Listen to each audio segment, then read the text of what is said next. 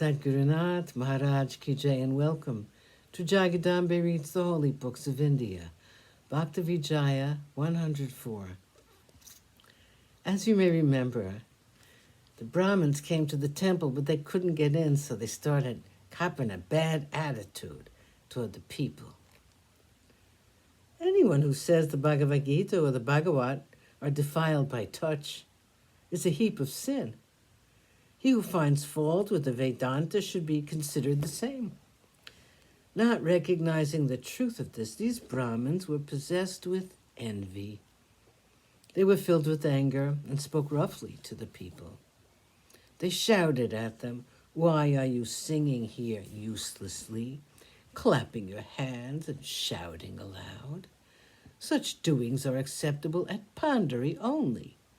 Nagnat does not enjoy such things. Everyone should be addressed as he likes. Why should salt be put into milk? If you add sugar to a vegetable, you never increase the good taste.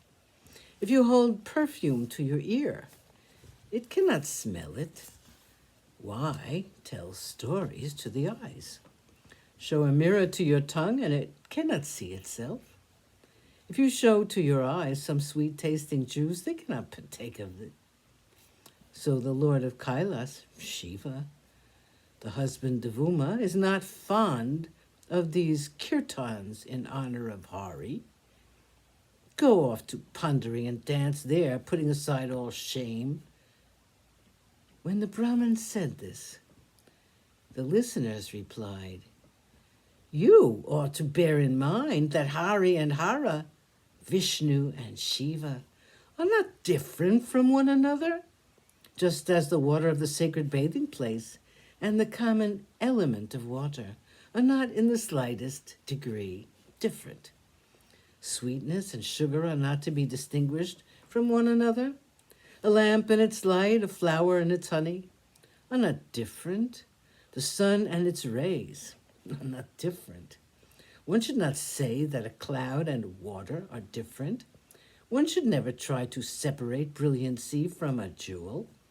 How can one point out unlikeness between delicious food and its taste? A musical instrument and its sound are always without any difference.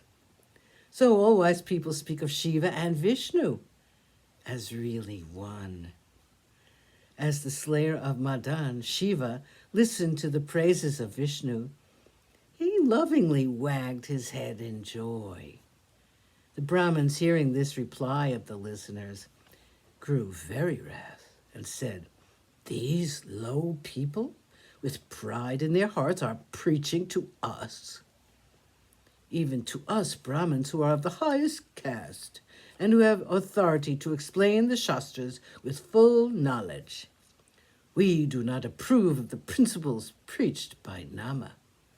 Now get away from here at once. If not, we shall punish you."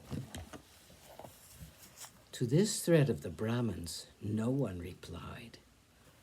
"We have already been delayed in our worship of Shiva, and there is no way open for us to go into the temple," said one. Another said, "Beat out Nama at once. If any one of these people touches us, we shall have to go again and take a bath with our clothes on." Saying this, two of them forced themselves into the midst of the audience. Just as when gifts are given to those who are worthy of them, those who are unworthy are driven away by envy. So these Brahmins suddenly walked into the midst of Nama's kirtan. They said angrily to Nama, "Why are you needlessly making all this noise here? There's no way open to us for going through the crowd in order to see and worship Shiva.